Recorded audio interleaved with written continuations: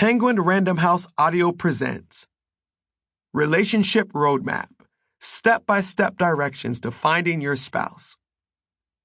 This is the author, Stephen Chandler. Introduction. Are you ready for this journey? Nowadays, the only ways you can get lost while driving are if you leave your phone at home, if it dies and you don't have a way to charge it, or if you find yourself visiting one of the rare places on the globe without cell service. Otherwise, it's impossible. And yet some of us still get lost. That's not how it was back in the day. Before we had GPS on our phones, there was MapQuest. If you entered your current location and your destination into this desktop computer site, you were able to print written directions to guide you. And before MapQuest, there were paper maps. Your parents or grandparents may have traveled with a huge map that got folded down to the size of a small book. So having a co-pilot was vital. If you didn't have someone to read the directions while you were driving, you would miss an exit. And God help you if you missed a turn, because there was no GPS with that British voice that promises recalculating. Paper doesn't recalculate. Dating for the purpose of finding that person you will marry is a journey. A lot of us have never typed in our current location. On the dating journey, you identify your current location when you take stock of where you are right now and how you got here. These are my hopes. These are my dreams. This is how my heart was broken in my last relationship. These are the ways I may have a tainted view of dating and marriage based on my aunt's divorce or my parents' marriage. Most of us haven't paused to really take stock of where we are today. And perhaps you've never identified your desired destination. You may know vaguely that you want to be married or married again, but you might not be clear on exactly what you want that marriage to look like, what that destination will be.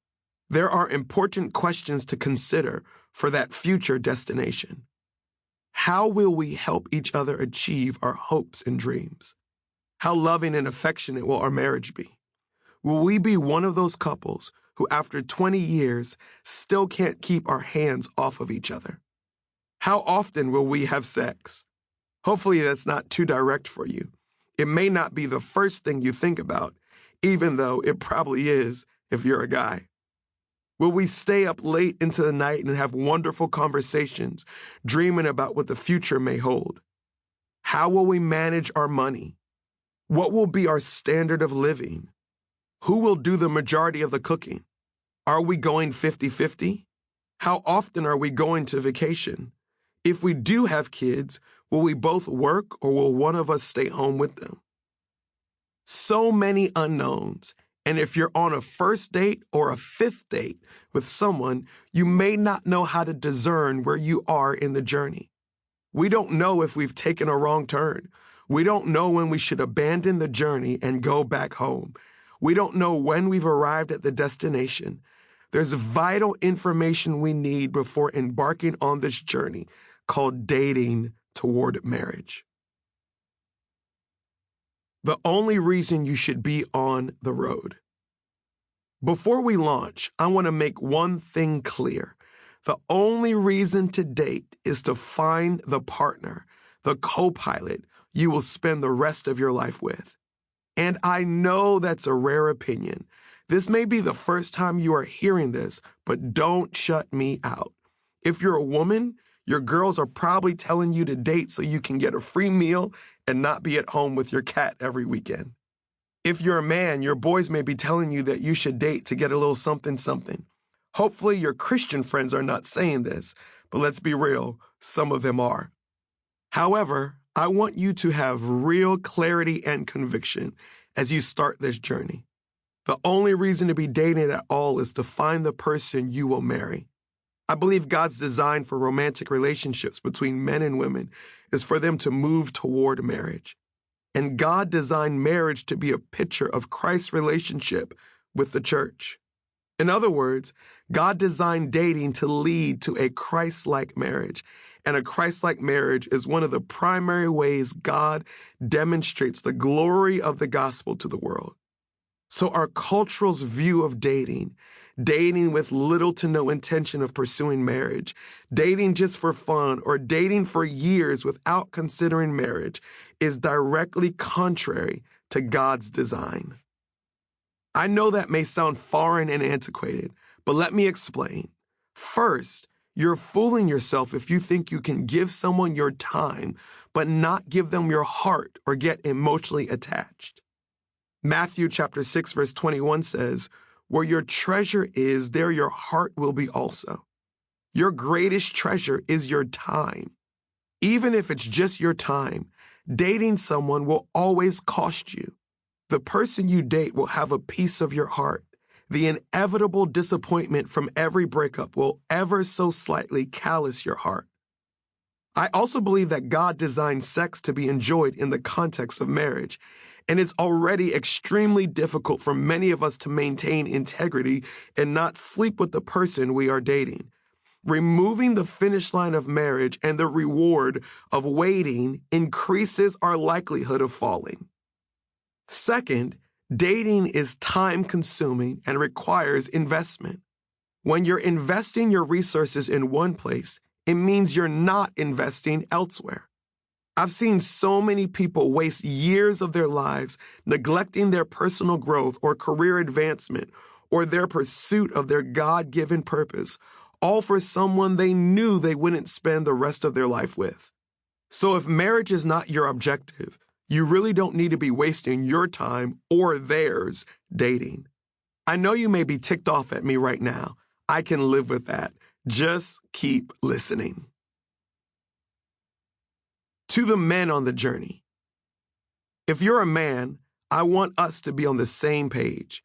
One of my biggest frustrations is a man who has finished college or has already started his career, who tells me, "Pastor, I'll probably get married one day, but I'm not looking for a wife right now. I'm just chilling."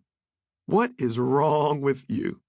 Seriously, if you're an adult man and you desire to be married but aren't pursuing it, either you are living in sin and that's why you're chilling because you've got all your needs met, or your priorities are grossly out of whack. And this guy might offer an explanation such as, "You understand, man, I'm just trying to get my career off the ground." Have you not read the Bible? The Bible says that there is one thing that is really hard to find, and that's a virtuous and capable wife. I love the way the Message translation says it. A good woman is hard to find and worth far more than diamonds. Not a good job is hard to find. You can find that in any city in this country. But someone you can build the rest of your life with, that's rare and hard to find. So many men have a tainted view of marriage. They've given into the idea that a wife is an unnecessary hassle.